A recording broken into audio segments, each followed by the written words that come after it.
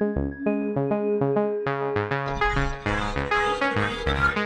out there, it's David Miller. I am a Phoenix, Arizona multimedia artist educator. I have purchased a few new cameras, and one of those is a Polaroid SX-70. This is a camera that was mass produced in the 70s through the 80s, and a lot of the really great art photographers of that era made significant use of this camera, including Andy Warhol, David Hockney, Lucas Samaras, many others, and these are people that I have strong admiration for. I feel like the imagery created with those cameras still holds up, whether it's very straight imagery or heavily manipulated imagery. I usually don't gush about a particular piece of gear, but the legacy of the Polaroid SX-70 was one that, even though I had to pay a lot more for it than I ever have an instant film camera, I was more than willing to do so.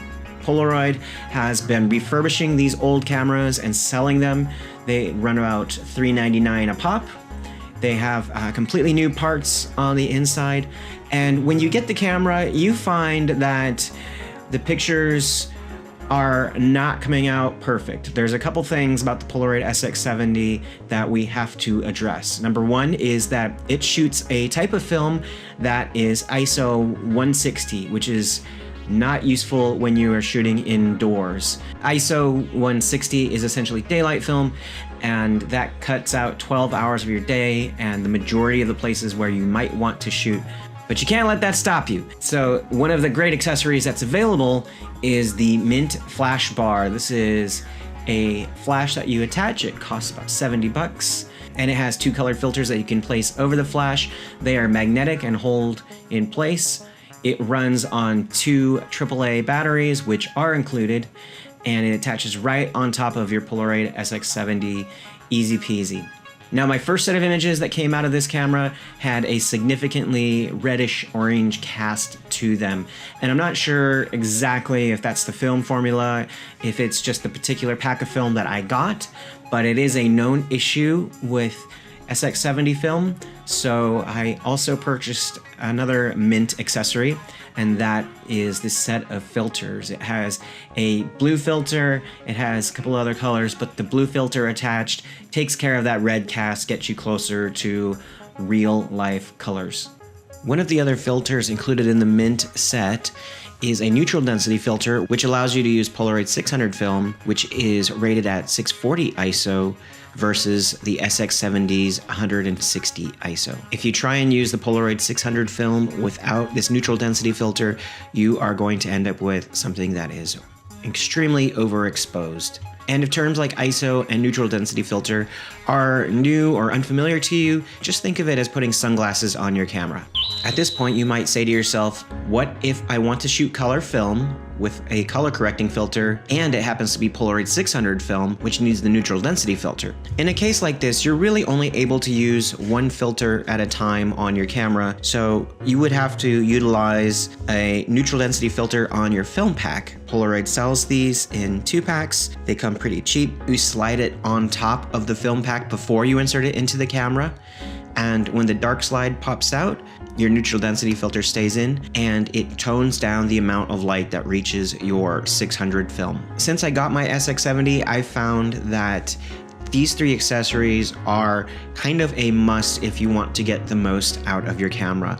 One way I've found to avoid using any of these accessories is simply to shoot the black and white SX-70 film in broad daylight, but if you want to shoot indoors, you want to do color corrections, wide angle, or utilize the wider varieties of 600 film that are out there, you're going to have to invest in some or all of these accessories.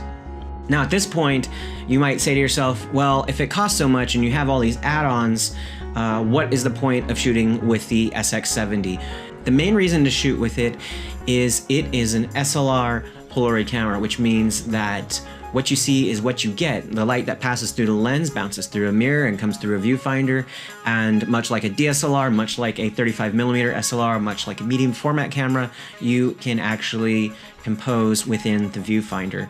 all of my other instant film cameras I have, from the Fuji Neo Classic to my Lomo cameras to my Polaroid 600 or my Polaroid One Step, none of those are SLR cameras, and I find a lot of my images are big duds because there's a little bit of a hand cut off, or there's a little bit of something else in the frame that just totally messes up the image.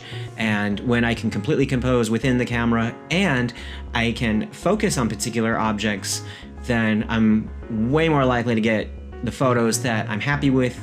I know this flies in the face of a lot of my other videos where I'm like, I want to be surprised, I want to have mistakes, but honestly, this Polaroid film is really expensive, especially the SX-70 film, because SX-70 film, as I mentioned, it has a lower ISO, it also has a battery in it.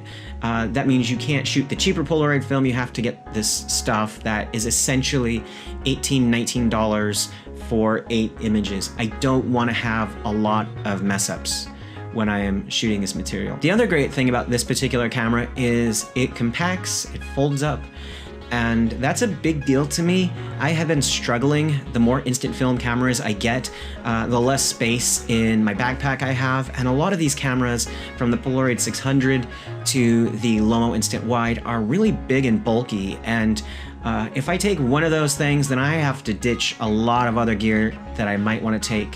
One of the reasons why many people just turn to mobile photography rather than dealing with any sort of larger camera unit is that the best camera is generally the one that's with you. So the fact that I'm able to fold up this SX-70 and keep it in something a lot smaller, like my itty bitty shoulder bag, means this guy is going with me when I can't even fit the Polaroid 600 in that shoulder bag, much less have extra bits of film with it. If I go on a long hike, SX-70 is what's going with me. Other people might feel differently, but when I love the design of a camera, I respect it more, and I feel like it pushes me to make greater artwork. I feel more artistic when I utilize this camera versus some of the cheaper instant film cameras that I made use of, ones that feel almost like they were made to take a snapshot and great artwork.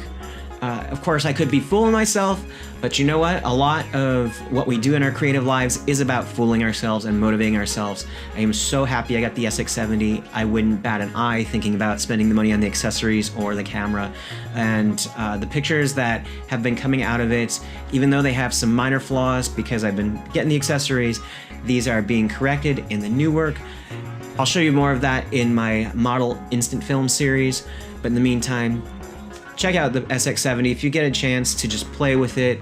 I have no doubt that if you're an instant film lover and an aficionado of this art form, you will fall in love with it. Thanks for watching. Subscribe for more creative tutorials, gear reviews and video art. Also check out our Patreon for weekly bonus videos and model photography sets.